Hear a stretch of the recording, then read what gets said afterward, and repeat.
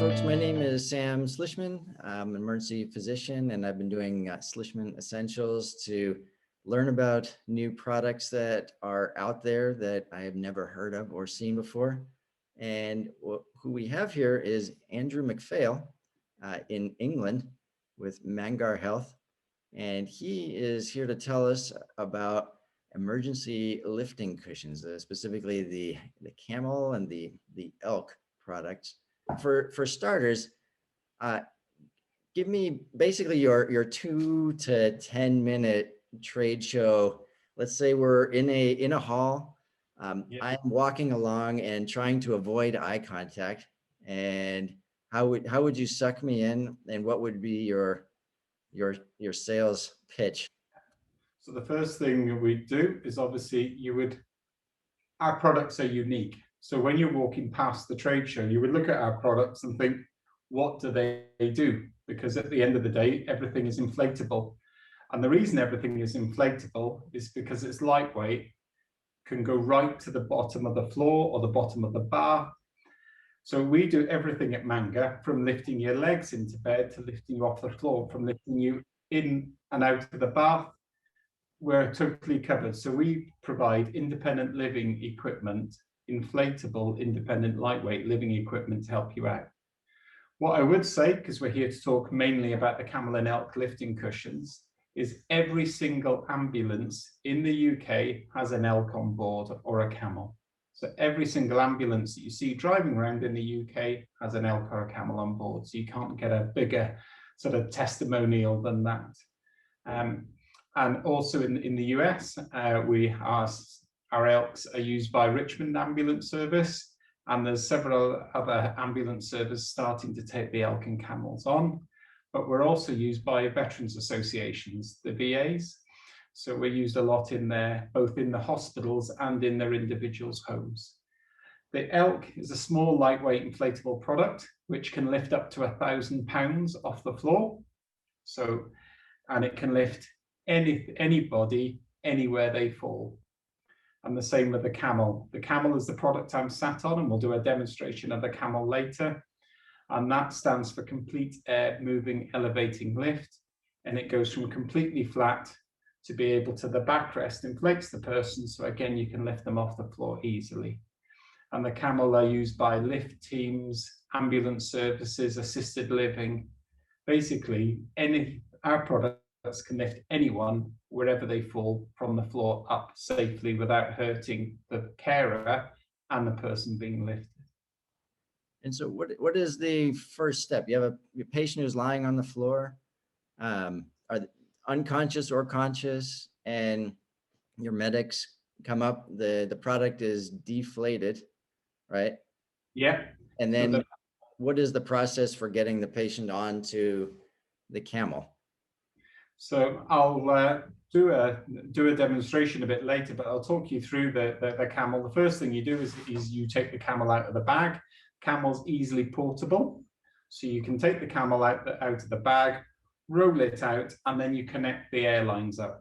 And the airlines are coloured and numbered, so you can just easily put the airlines together, attach it to the compressor. So there's a compressor which powers the camel, and then that is the Camel Setup. That is all there is to it. And because the camel goes completely flat to the floor, there's loads of different ways the person can get onto it. You can, in the worst case scenario, where a person's unable to help you, you can roll them onto their side, put the camel underneath and roll them back.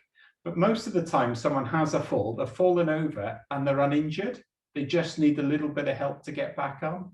So they can bottom shuffle across onto the camel because it's flat to the floor, and then you let the air do the lifting. So you're just pressing all the buttons and the air lifts the person up to a seated position.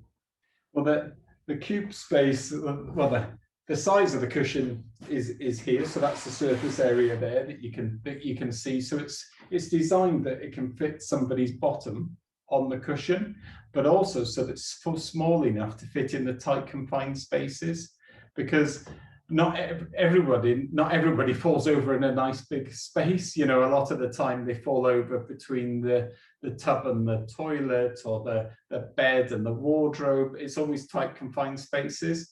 So the elk can be used to, for example, the elk can even be used to push somebody away from the wall. So if somebody fell down from the wall, you can put the elk behind them, a slide sheet underneath, and the elk can push them away from the wall so that you can get in a better position to lift them up from the floor. Yeah. The elk is also used to lift legs into bed, you know, because somebody might have difficulty lifting their legs into bed and find that difficult, and you can put the elk beside the bed, inflate it up, and put the legs across into bed. Yeah. It's very small and compact. And so one of the parts of this series, the Slishman Essentials, is I like to dig into the backstory, sort of the invention background. So when did this get started, and how did the idea come up? And was the elk the first product that came out, or they both came out the same day? So to take you back, we're actually in our 40th year this year. So it's our 40th anniversary year this year. And Mangar started back in 1981. And it started, and we invented the world's first portable bath lift. So that was the world's first portable bath lift because the inventor and the founder at the time, David Garman, so David Garman, Mangar, hence the name Mangar. Oh, wow. So he swapped his surname around, and he invented the world's first portable bath lift because he had a relative who had trouble getting in and out of the bath. He looked and thought there's got to be a better way than physically lifting somebody in and out of the bath. So he came up with the invention of the bath lift. And we still make that bath lift today. It's a fixed plastic seat with a hand control, and it lowers them down into the bottom of the tub, and you press the button and it raises back up. And that was on air. So that's where the air system idea was invented. And then lots of other products have come along. So there's the bathing cushion as well, which you use in the bath, which works on the same principle. And then, as lots of different inventions, David, was asked and came up with the idea, well, what happens if somebody falls over? How can we get them off the floor without manually lifting them? Because of course, when you're manually lifting somebody, I'm, even a light person, I'm quite a big guy. And if I fell over on the floor, and someone tried to pick me up, they could do themselves harm. But David actually looked at the best way to safely lift someone off the floor with a portable lightweight solution, and came up with the same idea of using air, because air can lift any weight. You see air being used to lift, trucks when they fall over. Trucks put under and lift them up, and it uses the same principle to lift people up. Right. And so earlier you said that there were two different, or I'm not sure if you said there were two. There were multiple airports. I'm not clear on why there'd be multiple. Shouldn't there be one? Or yeah, so you're right. There's four different cells inside the cushion, and the reason you're doing that is because you're building a strong, stable cell at each section. So it's hard to get across on the film, but you can see just how solid it is. Because it goes absolutely rock solid, and that's because you're building it up on four strong foundations. So you inflate cushion one, it stops and cuts out, and it's absolutely rock solid. Then you can go to 2, then you go to 3, then you go to 4. The reason there's 4 is because everyone is obviously different heights. So you might only need to go to section 3, and that's at the right position for someone to stand, or you can take them all the way up to section 4 if they're taller. But those are choices. So you have 4 different buttons, or? You do. So on the hand control here, you can see on the hand control, don't know if the camera's picking that up, but you can see you've got 1, 2, 3, 4 on the hand control. And you start by section number 1, then go to number 2, and you can't overinflate each section, so it automatically cuts out. So when I demo the Camel shortly for you, you just press number 1 and it'll automatically cut out, and then you press number 2 and then number 3, and if you need to, go all the way to number 4. Do you know the pressure by chance that it's it's 5 psi. Just 5. Oh, yeah. So it's really low air pressure. It's about, for people that are not familiar, so we say it's about the pressure of a child's bicycle tire. It's not high air pressure at all. But in here, are special compartments that funnel the air for the ribs. And that makes our products absolutely strong because they're actually all radio frequency welded. So it's not, it's very technical process to make them be as lightweight and so solid that they are. Yeah. And so if you were to take a knife to one of them, that wouldn't, the whole thing wouldn't go out. No, it wouldn't. So these are used to being able to lift people wherever they fall on whatever surface. So if someone had fallen on, stones, tarmac, anything like that, absolutely fine to use because the material is a polyurethane coated nylon. And that's actually the material that, the rib inflatable boats that you see, those boats, the proper speedboats. I'm not talking about one that you pump up yourself and take to the beach on a Saturday, but the Zodiacs, yeah, absolutely. It's made of the same material as that. So it's a really tough material. And it has to be because, the ambulance services use it and in all sorts of conditions. When we sell them to assisted living, it tends to be, on flat floors inside that they're being used, but the ambulance services could, and fire brigades could use them at road traffic accident, road traffic collision. And so where someone needs to be stretchered, so they can put the elk underneath, the stretcher can be lifted up to save bending down and lifting the stretcher and putting the stress on the back and then put it away. Because another thing that we found, particularly in America, there seems to be a lot more cases now where in assisted living establishments where carers are suing the care home for hurting their backs and not providing the equipment that's there to hurt their backs. So that seems to be real concern of the assisted living facilities that we're talking to. And they're getting the products, yes, to help the fallen person, but also to really save the back injuries of the carers that are doing the lifting. Yeah. And do you have a museum of iterations that led from the first one? Because I'm sure the first one was an inner tube where a person got on and they rolled around, and he tried 2 and then 3 and ultimately arrived at 4. Yeah, there was, I think we've got old pictures showing the stages, because there was a yellow one. I've been at Mangar 22 years, so I'm probably one of the only ones that remember a bright yellow material that we tried to start with that wasn't as strong and durable, and also it's not easy getting the right pressure and continuous pressure of air from the compressor, because the pressure has to be continuous. And also, if you see the welds are very near the edge of the cushion. So to get the weld point exactly right, time and time again, we've got a very experienced production team that do that. So they have, a lot of training to be able to manufacture our products. Are these manufactured in the UK or overseas? They are. So the inflatable parts are all manufactured in a manufacturing facility in Prestine, which is in Wales, and they're manufactured there. So yeah. And shifting a little bit to your power supply there. So it's battery powered? Is that what drives it? Yeah. So everything is battery powered, and that's because nobody ever falls over near a plug socket. So everything is battery powered. We do have a mains adapter. So it's a main system that if you want to, you can power it straight from the mains.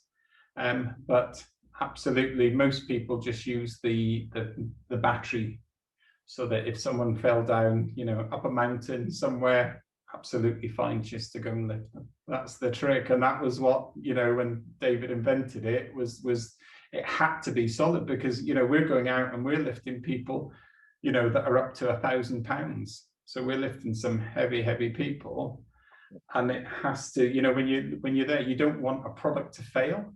So we actually over-engineer our products so that when you whatever size, and don't get me wrong, these are also mainly used to lift your frail elderly person who just can't get up from the floor. But we need to make them so that they can also lift at the other end of the market when we're lifting the heavy person up from the floor. But they're designed for all types of shapes, sizes, weights. Right. And different flags as well. Correct. Yeah. This has to be the favorite though, right? And so before going into well, actually, maybe we should just go straight to the demo. I think that would be a useful next step. Okay. Yeah, no problem. So we'll demonstrate the Camel for you, and the Camel's the product I'm sat on. So I'll just go and grab it here. This is the compressor. So you can see the compressor is here. We've got a battery level indicator light. So I don't know if the lights are picked up, but we just press the battery there and you can see that the unit is fully charged. Okay. To charge the unit, you can just plug it in to charge. There's a section on the black to plug in and charge.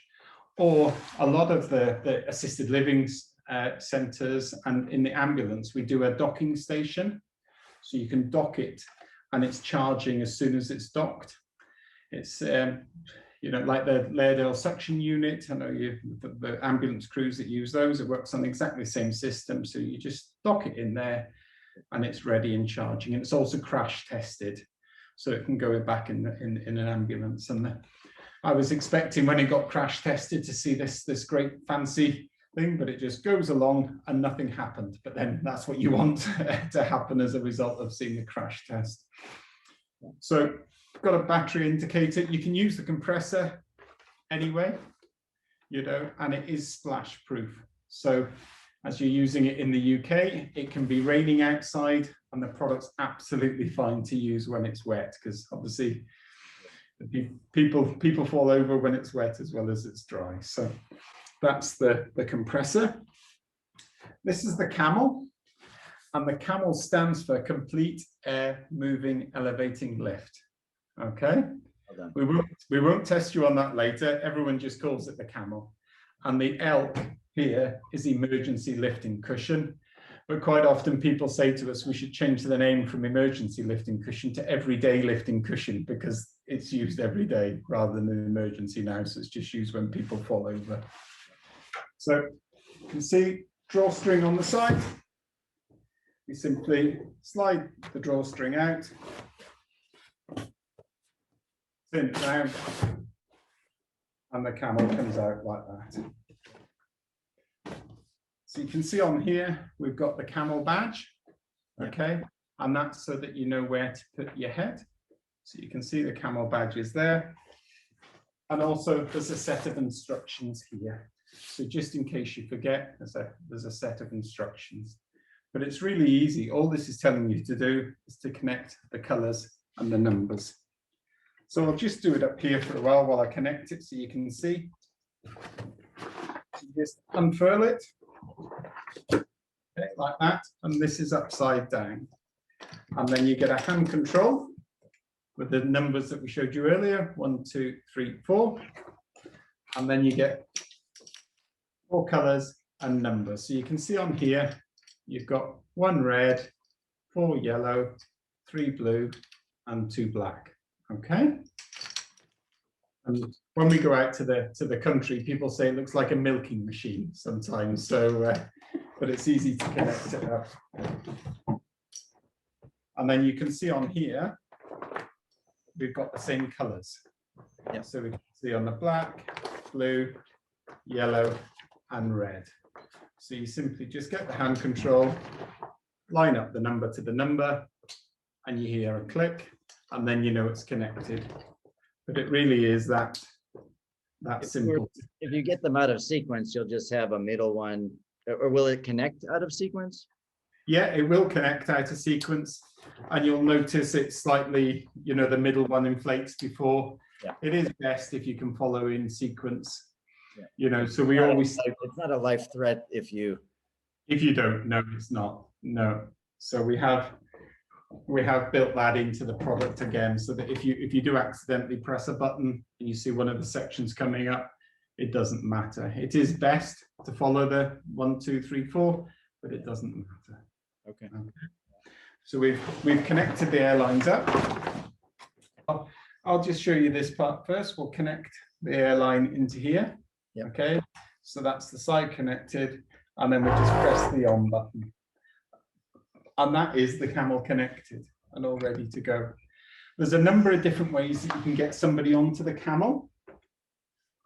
Most of the time, as we said, people bottom shuffle onto the camel because it goes completely flat to the floor. So people just bottom shuffle on it, or you can use a slide sheet, or you can roll somebody onto it. So and you'll see now, because it goes completely flat to the floor, there's lots of different ways to get the person onto it. And I'll ask Claire to come in. Okay. So Claire's got on the camel. So Claire's bottom's on the struts. So the struts that you might not be able to see, and her head is towards the camel badge. Okay. To begin with, I press button number 1. So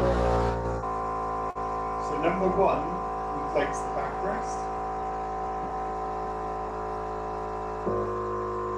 And you stop there. So number 1, the head, neck, shoulders are now supported. Okay, and you can see I haven't had to do anything. So I've had to do no manual lifting apart from pressing the button. Did you release your thumb, or did it stop automatically at 5 psi? Yeah, so number 1, I released my thumb. You could keep going to sit all the way up. All right, okay. But usually people find that this is the right height. But the great thing about the camel is you can adjust the backrest to suit the person. All right. So everyone's got that sort of angle they find comfortable. Yep. You can let air out. So if I wanted to let air out, I just take it from the compressor and press the button, and the backrest will go down. Or if Claire said, I want to go a little bit higher, I just press the button and she goes higher. Okay. Okay. After number 1, we then go on to number 2. So it comes up around the person and then goes absolutely solid. And you can see I haven't moved my finger, and it's absolutely stopped. Okay. So that's number 2. After number 2, we then go to number 3. The other thing I don't know if it's picking up is it automatically brings Claire's feet back. So as the product is going up, the legs are sort of dangling out, it brings the feet back. And you can see all the way through the head and neck and shoulders are supported. Number 3 again cuts out. Now at this point, you want to sit the person up. So you go back to number 1. Okay, and we press number 1. And we come round. And that's Claire now into a seated position. We can go to number 4, and we'll go. It will, what we do here, so if we lifted Claire straight off the floor to number 4, we'd actually lift her too high, so her feet would be off the ground. Right. But this is where we can turn it into like a riser recliner chair. So if we ask Claire to shuffle her bottom forward, so there, so Claire's now moved forward off the seat. And we now press, I'm just going to press button number 4. Because air is lazy, air will come to the back of the cushion first, because there's no weight at the back of the cushion, and then it will bring Claire up to a standing position. And you might have the frame, you might have a walking stick, or whatever that the person needs to stand. Sit, and Claire can stand. Because it actually makes you stand. So I'm just putting the final bit of air in. What about major trauma and that sort of thing? Is that a market that you all address, or is this mostly aimed at falls in particular? Most of the time it's used in falls, the fallen person, but in major trauma, yes, it's used, the camel and the elk are used to lift stretchers. Yeah. So because you put the person on the stretcher, and then the stretcher on the camel, and then up from there. And then you let the stretcher do the lifting, because you don't want, and then you can take from the stretcher, then you can go onto the gurney. Yeah. You can transfer across there. So you don't want to lift. We're all about reducing risk. So if you were to summarize what is Mangar about? Mangar is about reducing risk for the patient and for the carer. So why would you and also lifting a stretcher, you're both not in a good position because it's so low to the floor.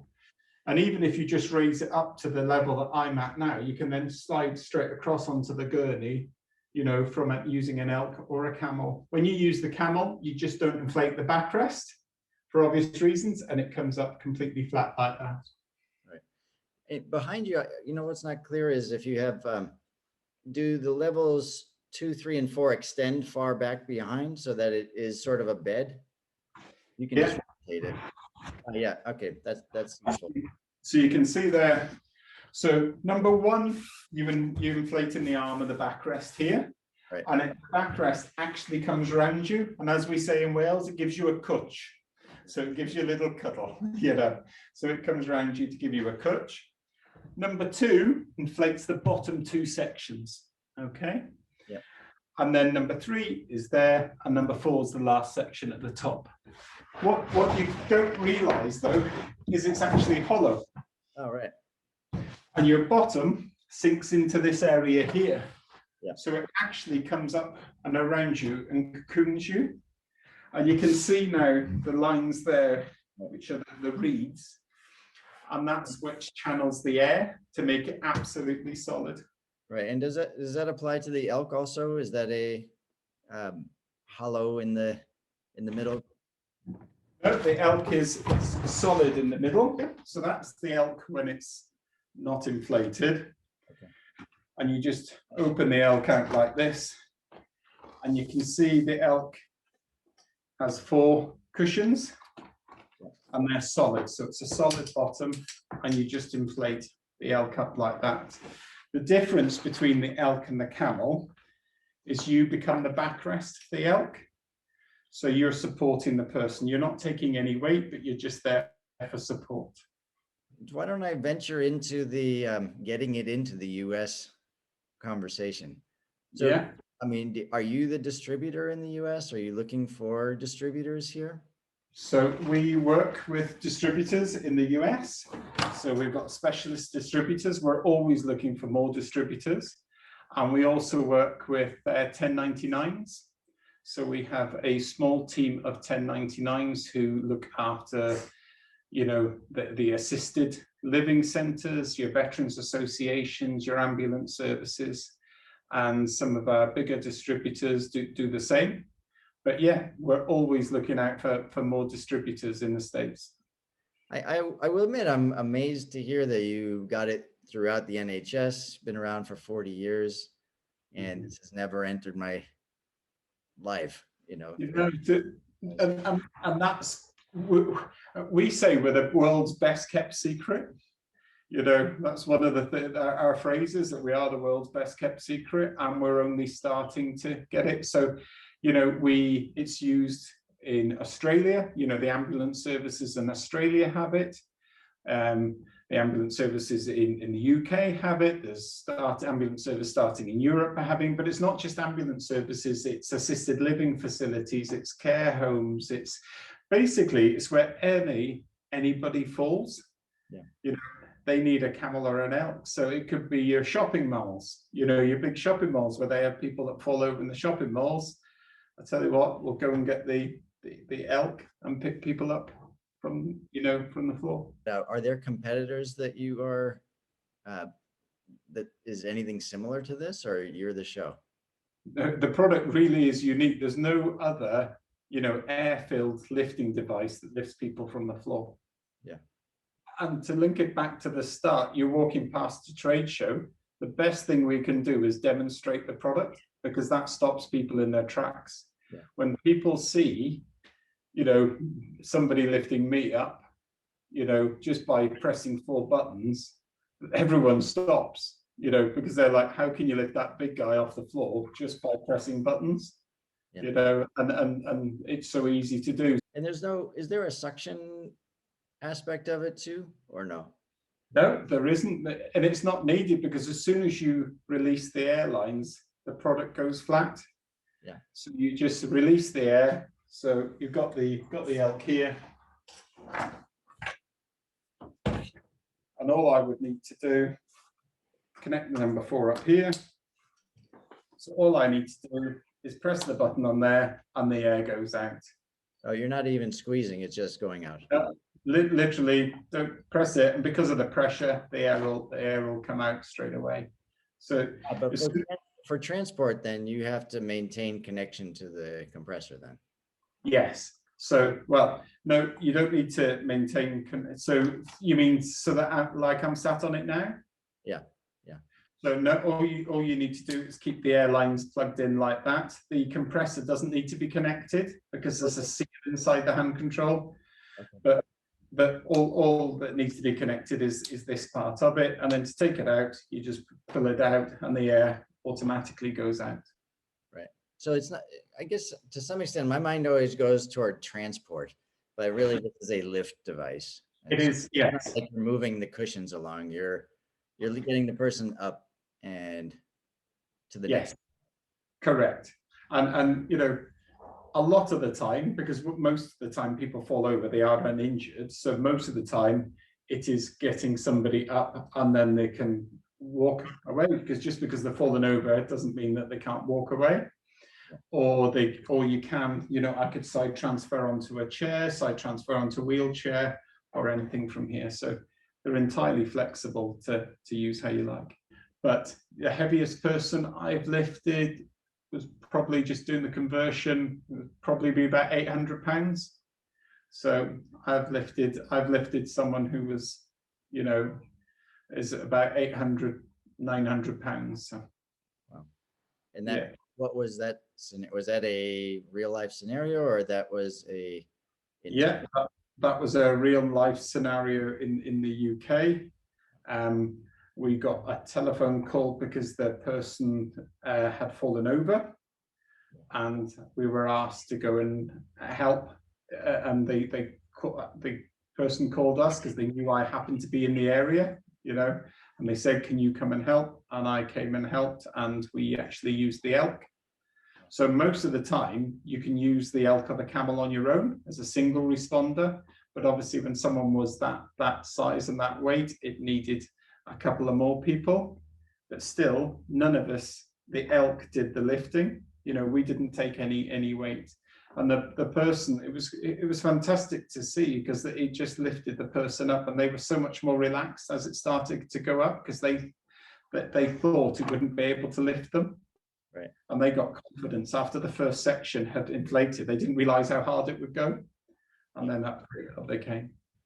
I think one of the reasons that the NHS it's in all the ambulance services is because it also saves cost. You know, and the reason it saves cost is because it protects people's backs. It becomes then, you know, it ticks all the boxes, because your financial director's happy because they see a reduction in MSK injuries, and they see a reduction in MSK claims, and all the extra staff that goes in. The paramedics are happy. And I don't know if you're on Twitter, but regularly, you know, paramedics tweet saying that this is the best piece of kit that they have on the ambulance, and to us, that's just amazing to have the great work that the paramedics do, and all the ambulance personnel do. And to say that the elk's the best piece of kit they have on the ambulance is great.